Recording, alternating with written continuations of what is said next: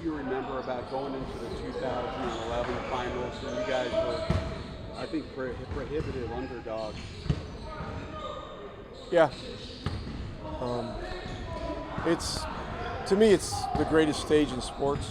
I mean, I've been following the NBA since I was in grade school. And I grew up in a place where you couldn't get games on TV. You can only get hockey games up in northern New York State. So we had to drive to go see games that were in the playoffs or the finals or even the regular season. So, but you know, this is the greatest stage. It's the greatest opportunity. It's also the greatest challenge, because we're going against an opponent that really, on metrics, has really changed the game, and so we got our work cut out for us. Where did you drive to, just out of curiosity? We had to drive from Lisbon, New York, to Ogdensburg, New York, which is only about an 8-minute drive, but we just didn't have cable. Oh, okay. We had a thing, you turn the rotor in the direction and the antenna would move, and it would either go towards Kingston, Ontario, or Watertown, New York. And back in those days, we only got the CBS affiliate, and they didn't have the NBA back in those early years. So, it was. But we got Hockey Night in Canada, and I was a big Canadians and Maple Leafs fan.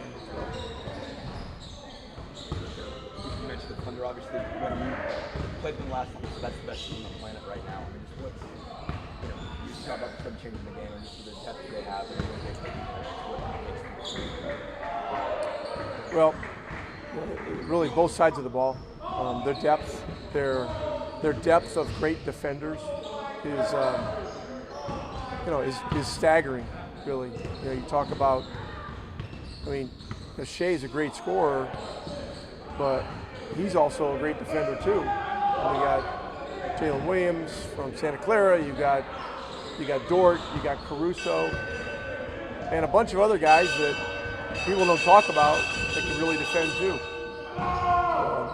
Wiggins, Kenrick Williams, Casey Wallace, all these guys, are just great competitors. So, and then they've got the rim protection to go along with it. So it's it'll be a daunting challenge, but a great one. I know you just rattled off a bunch of the individuals. What do they do at a team level that makes their defense so good every night? Well, they have great coaching. I mean, that's obvious. Mark Dagnall is a guy that I've just had so much respect for over the last 5 years. Not just because of what they did last year and this year, but just how he's developed that roster and how they've developed their organizational philosophy. It's been a master class, So their schemes are super solid, and they've got change-ups that they throw at you, with trapping and zone and all kinds of things, cross-matching. I mean, you name it. And so it's going to present some different challenges than we've seen. How have you seen Tyrese embrace pressure? When he first got here, he was saying, "You guys took a chance on me." He wanted to deliver for this franchise. Obviously, more work to be done, but just seeing him navigate that over the last few years. Well, he came into this really leaning into the opportunity. New start. I'm all in from day one. I'm going full bore. I want to learn. Coach me hard. I know there's going to be ups and downs. I'm gonna navigate it. He's a guy that you can always talk to about the hard times and the good times. And so there's just been so much over the last 2 years in particular. And if you look back to the year previous to the last two, I mean, we were 5 games over 500 in January. when we stepped onto the court in New York to play the Knicks.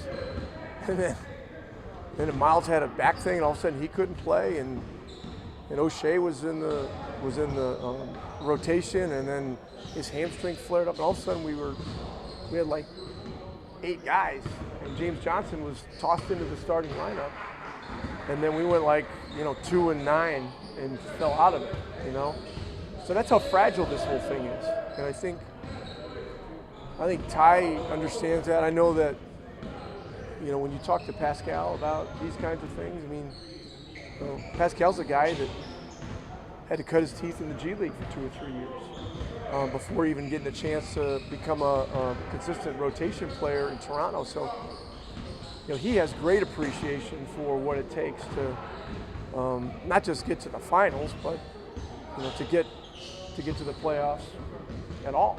And so, we're young. They're younger, but both teams are relatively young, and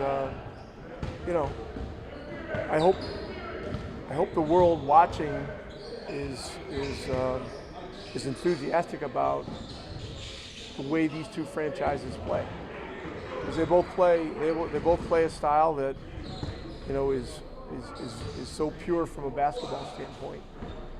Is there about Ty embracing the opportunity and Pascal going through it's like almost every on this team has gone through something basically that led them to kind of embrace this opportunity. Aaron being in Boston, Andrew being in St. and stuff like that. How much do you think that's kept this group together and driven this group, that everybody's got sort of something that looks as kind of a ship?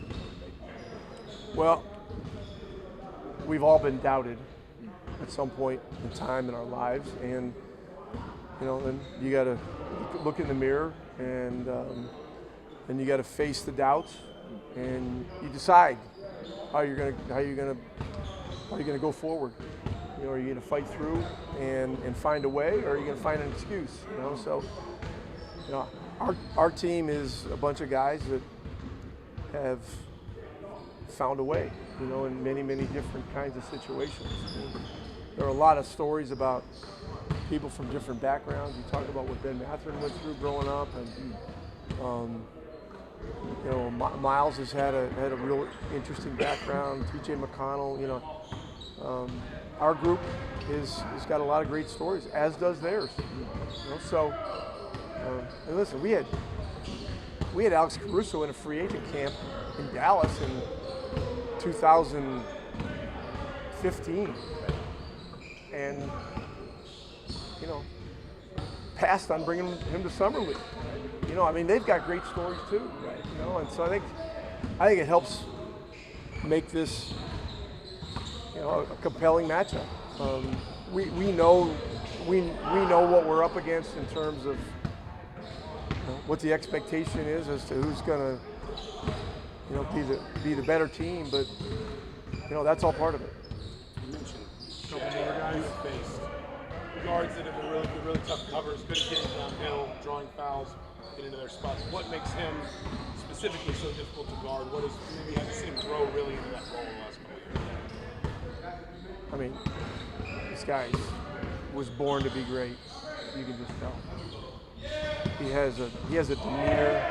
He has a coolness, an attitude. He's unflappable.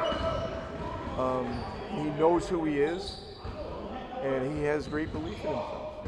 And so, from afar, I've been watching this guy, and it's pretty breathtaking. It looks like the guy didn't even break a sweat. And